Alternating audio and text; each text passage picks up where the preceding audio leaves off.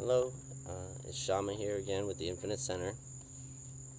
I'm here to talk to you about how the flower of life represents the singularity matrix, and how everything is light, and how light becomes matter and goes back to light. Okay. Alright, where to start here? I made some notes for this one.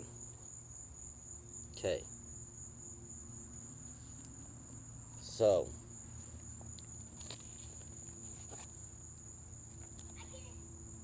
light particles look something like this.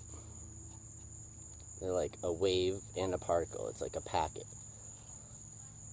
And at the center of it is singularity. And both one end, energy comes out and spirals around and comes back around, and the other end it goes in. Now that spiral represents a lot of different things. I'll get to that later.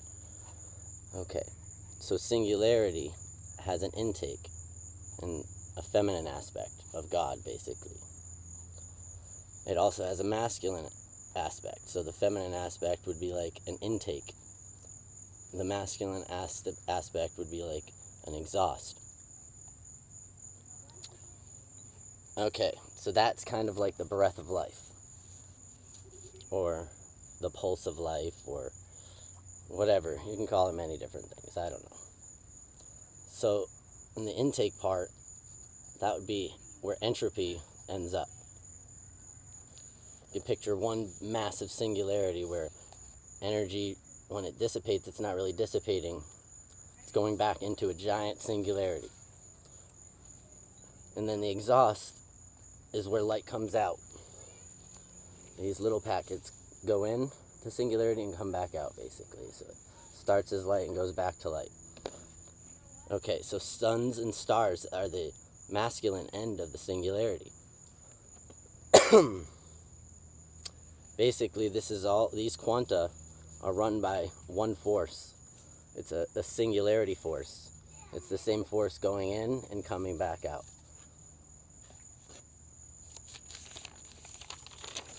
Okay, so we're going to get a little scientifically biblical here. So in the beginning was nothing, or zero, or infinite potential, or protospace. You can call it many different names.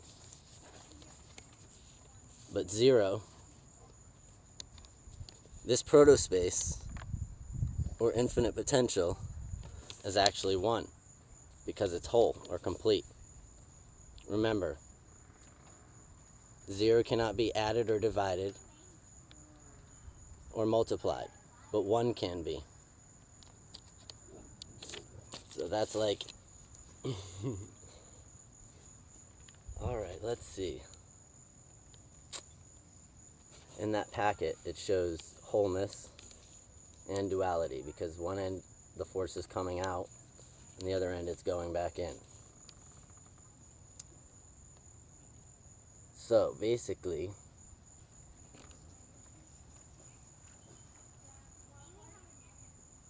I'm not sure where to go with that. But anyways, that can be represented by, the wholeness of that can be represented by a circle. And that's like the first dimension. That could be like the first dimension. After nothingness, it expanded.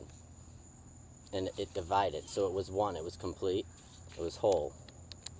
And then it divided. Its duality nature. It was able to, it needed to divide to be able to create the appearance of matter or touch, or to actually physical exchange.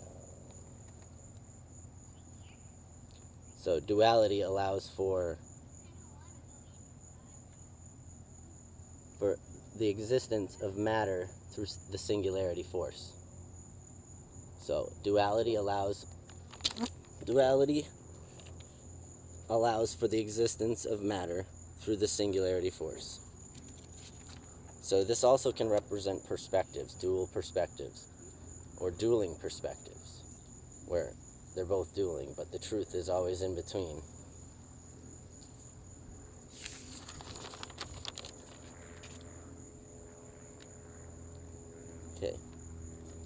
So it kept on dividing. And look, that's the triquarta there. And that's also, in the beginning, that's the Vesica Pisces.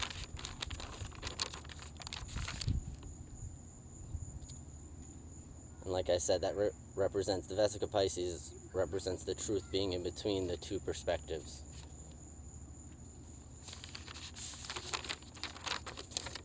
And as this singularity was dividing into nothingness, basically infinitely divided, and left this form.